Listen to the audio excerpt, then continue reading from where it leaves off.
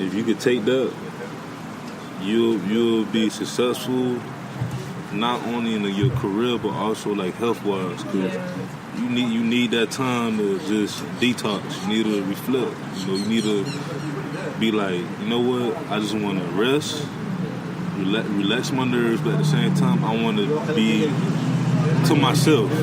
And that's the best way to get in tune with your spirituality. Doing that, like that's why, like I appreciate my solitude. I appreciate, my knowledge, even or lack thereof, because I feel like I still have a lot. I have a long way to go as far as what I need to know.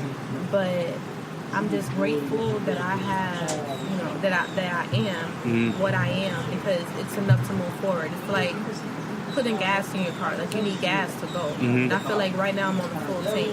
I may not have gotten anywhere, but I have all I need to get from where I am to where I want to be. So that's all it takes, awareness. I feel like as long as you're aware and you notice that something needs to change, you're already, in a good place. You just have to make that first step. So. What was the name of the book?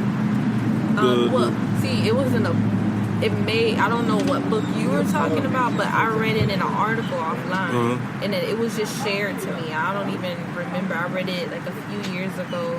Yeah, because my thing, every time I have a interview on the show, if they have like a book or whatever, like I always make sure, because I'm trying to get back to like, I read like I read articles and things like that, but I want to start like reading like books, doing like my own time. So me personally, I want to read a book because I want to, help my vocabulary, go up even more, but also just build a knowledge, because I just feel like, I always tell people I'm an open mind. Like, I like to learn new things. I want to, know about, like, different things. Like, for example, like, transsexuals. Yeah. Like, I want to know why you did it. Right. Like, why you feel that way. Like that, It just means that you have, open mind, and, to have a closed mind, it's horrible, because nowadays, like, everyone is going in so many different directions that having a closed mind will literally get you nowhere, because everyone around you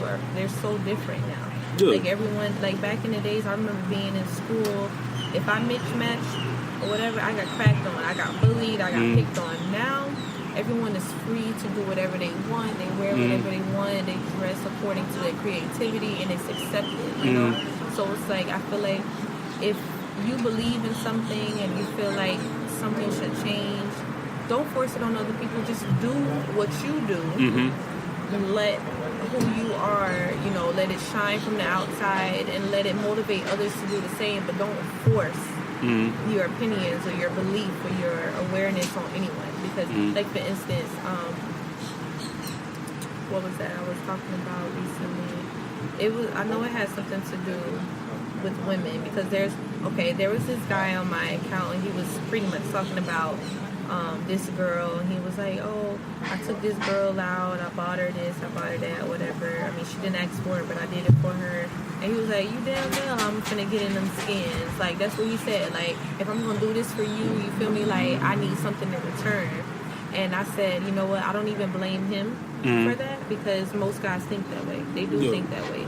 But girls, like, to be so free and open to just giving it away, you're giving these guys the wrong idea, and they are trying it on anybody they can, and then they bump into the wrong woman who not about that, who don't work like that, and then now it's fuck women. Like, women are horrible, So it's like, I just feel like, if we all focus on ourselves individually, not as a whole, individually, the world will be such a better place. Like, if we just focus on it.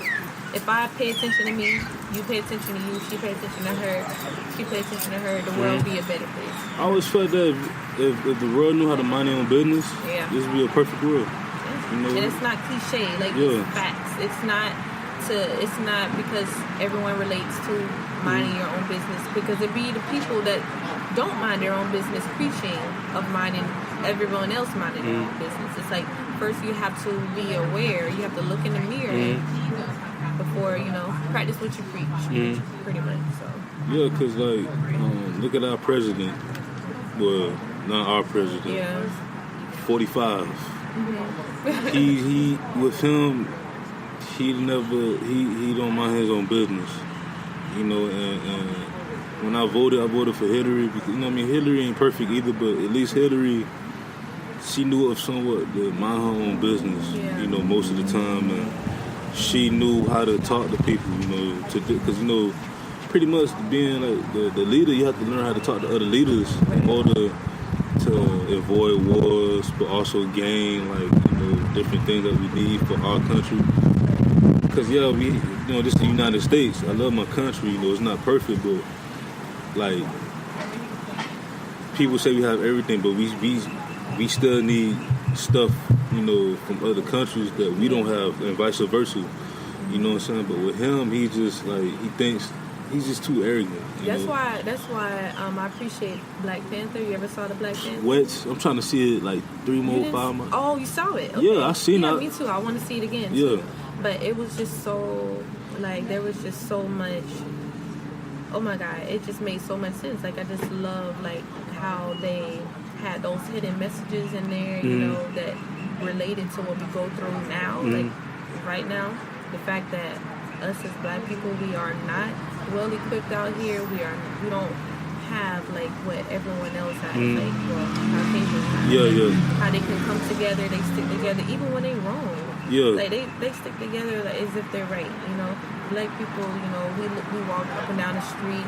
I remember one day I was walking down the street, and these girls, you know, they saw me, and I heard them. Like, I heard them. Like, they said, well, I didn't hear them, but they were talking about me. But just to know that you can look at another fellow African American, you don't know who they are, they did nothing wrong to you, and you talk about them, like, and it's funny. Like, that's how they, you know, that's entertainment for them by talking about another person.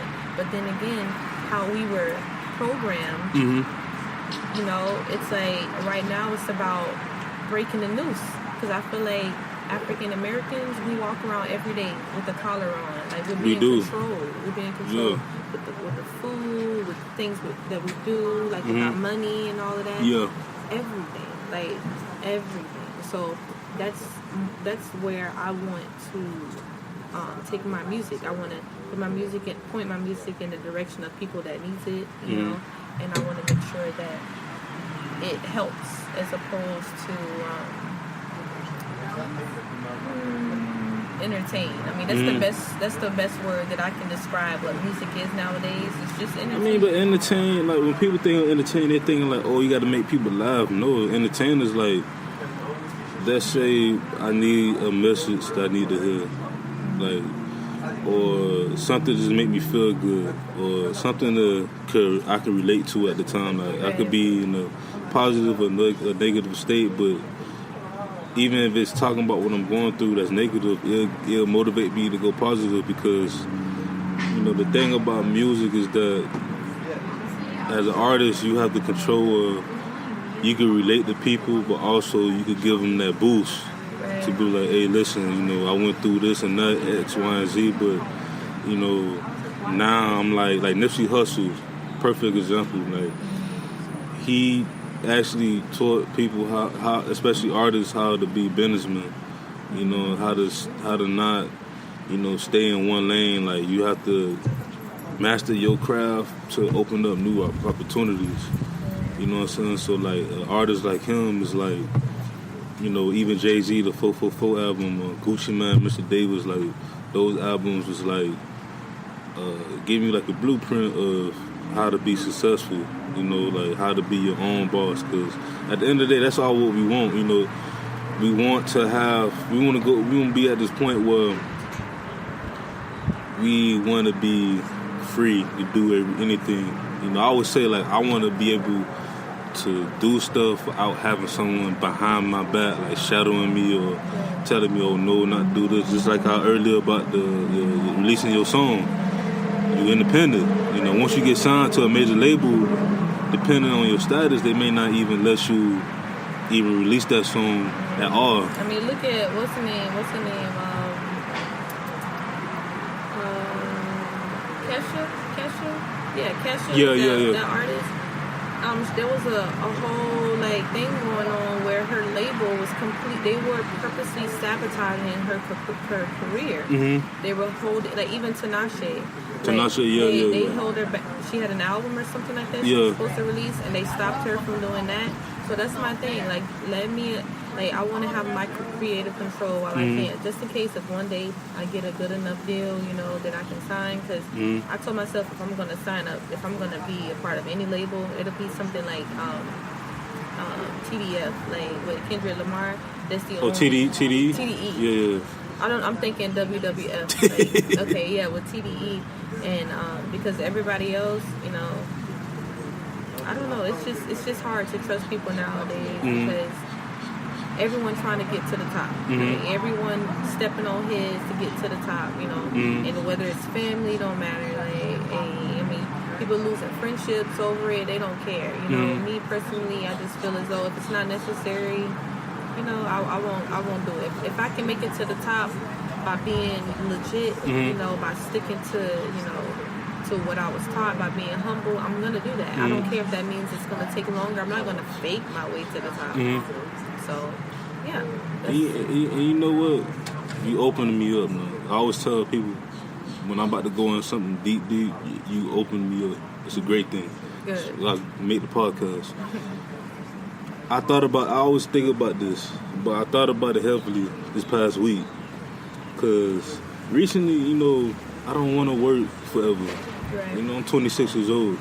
I'm about to be 30 in 4 years. You know, and it ain't really even about the age, because I kind of wish that, you know, everything I know now, I kind of wish I knew that when I was like 18, 21 years old. But I don't regret what I went through.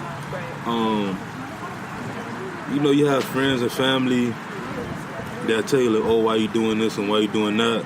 You should just get a 9 to 5. But I'm like, if you feel that way, you should support me in my craft so I can make the living that I want. So I don't have to worry about failing. I mean, you're going to fail regardless, but I have to worry about, like, being stuck. Because you could fail, but a failure could move you to another place, a new opportunity that can forget that you failed in the first place. Like, yeah, I failed, but it was like, if it wasn't for that, you know, I'm in this great place right now. You know what I'm saying? Like, it's like me when I lost my aunt. Yeah. I thought my world was over. She died the same day Trump was elected president, November 9th. Damn. That was the worst day. I felt like the rapture. Like, I thought the world was ending. Like, just imagine losing somebody that you live with. You know, somebody you see every day, you talk to every day. It's like losing a second mom. Yeah. You know? And to take such a bad thing and create something beautiful out of it, it's the best thing. It makes you feel good on the inside, because it's like they see you. Because a lot of people, when they lose a loved one, they go, I wish they knew what I was doing. But they know. I feel that deep down inside that they're watching, that they're somewhere around you everywhere you go. And they are proud, and you did not miss that opportunity to make them proud. They may not be here so you can see that they are, but they're proud. I genuinely feel that way, you know. And to be able to come back from a place so dark, so deep, you know, it shows that it's not over for you. You know, that you're strong enough to, if you can endure this, you can endure anything. If you can endure losing someone that you know all your life, you can endure anything, you know. And who am I? She was just my aunt. She had kids, you know. Her kids, like, they're doing their own thing now, you know. And I speak this mostly for them, because I didn't lose my mom. My mom is still here, so I don't know that pain yet. But just to know that they're still alive, well, and doing their thing, it's just a part of life, and you just gotta learn. You gotta know how to, you know, take it and make something great out of it. So. I mean, but my thing is, too, especially when it comes like, to death, like, especially to a family member, it's still like my aunt. She was like only my grand aunt. You know what I'm saying? She wasn't even like my first aunt, but still, like, me and her was close, and like I'm like yeah, that wasn't like my grandma or like my mom or whatever, but it still hurt. I used to see her every day before school, because she used to where I went to school at, she always did preschool. Like even she raised me because when I was younger, she was one of the people that that watched me. When my mom went to work and stuff before I started grade school. Me too. So like